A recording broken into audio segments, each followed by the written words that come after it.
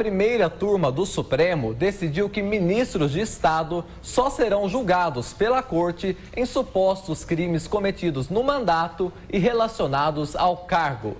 Julgando o caso específico do ministro da Agricultura, Blairo Maggi, do PP, os magistrados entenderam que a denúncia deveria ser levada para a primeira instância. Maggi é acusado por corrupção ativa em suposta compra de vaga no Tribunal de Contas de Mato Grosso em 2009, quando governava o estado. O conselheiro do TCE de Mato Grosso, Sérgio Ricardo de Almeida, que já foi deputado estadual, também foi denunciado pela Procuradoria. Esta é a primeira vez que uma decisão do STF aplica a nova regra do foro privilegiado para ministros de Estado. O ministro Luiz Fux, relator do caso, disse que levar o processo para a primeira instância respeita a jurisprudência recente do Supremo. Fatos imputados na peça acusatória foram praticados em tese pelos dois denunciados, respectivamente, no exercício em razão do cargo de governador do Estado e no exercício do cargo de deputado estadual, embora nesse último caso sem pertinência com o cargo em questão. Sendo que em ambos os casos, os denunciados não mais exercem os cargos no exercício dos quais praticaram em tese as condutas. No dia 3 de maio, o Supremo decidiu reduzir o alcance do foro privilegiado para deputados e senadores a crimes ligados ao atual mandato.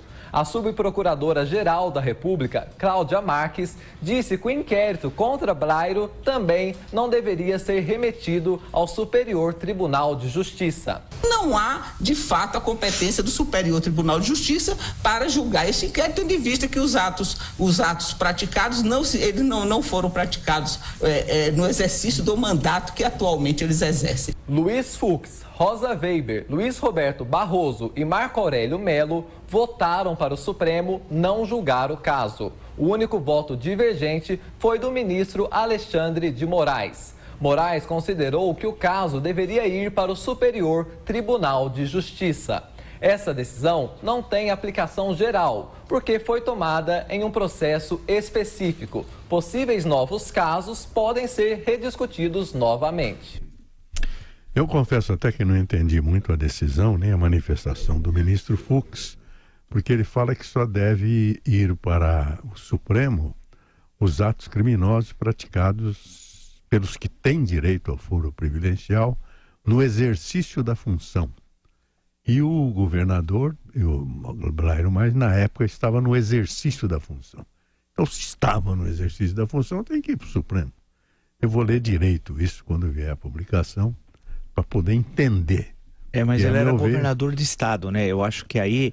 Então, por isso eu sei. Ele tinha, na época, momento, direito a... Não, creio que não. Isso, creio que não, que eu quero esclarecer. Porque ele estava usando a prerrogativa de ministro da Agricultura, né? Para que fosse julgado pelo STF. Sim. Daí a fala do Alexandre de Moraes pode ter sua razão de ser, de dizer que esse assunto seria do STJ, o que dá uma boa discussão, né? O Superior Tribunal de Justiça. Porém, a decisão foi que fosse para a primeira instância. Agora, essa é uma questão que vai ter de ser resolvida, e como foi bem lembrado na reportagem, não é uma decisão que vai ser seguida, é numa das turmas, né? Vale lembrar que foi tomada. Agora, vamos ver como é que isso vai ficar. As acusações que pesam sobre o senhor Blairo Maggi são graves. Eu não sei o que está acontecendo no estado do Mato Grosso. Teve o vice-governador de Blairo Maggi, é o senhor Silval Barbosa. O senhor Barbosa foi preso, é bandido, é ladrão, né? Como é possível você ter um vice-ladrão? Alguém vai dizer... Já tinha problema lá atrás, que é o Zeca do PT, não é? Que era não, esse era do Mato Grosso do Sul. Esse era do Mato Grosso do Sul, que também não é flor que se cheire. Isso. Na verdade, nem flor ele é, né?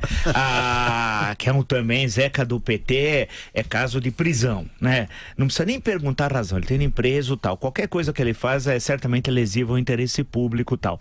No caso do senhor Blairo Maggi, o vice corrupto, depois assumiu, o senhor Blairo teria comprado vagas no Tribunal de Contas do Mato Grosso. Eu fico pensando se isso for verdadeiro, para quê? Ele é uma das maiores fortunas de Mato Grosso, é um empreendedor de êxito, considerado um brilhante empresário na área do agronegócio. Porque primeiro foi governador duas vezes, foi senador, depois ministro, né? É ministro, né? Creio que continua, se não me engano, no Ministério da Agricultura, que é tão inexpressivo o Ministério do Temer, que a gente nem lembra mais quem é. Por que vai se envolver em negociatas, né? Isso que eu fico imaginando. Ele não vai dizer que isso é condição sine qua non por êxito político, não. Se um empresário entra na política, não é para reproduzir o que é de pior na política. Então, por aí não dá. Agora, a questão jurídica ainda cabe muito debate.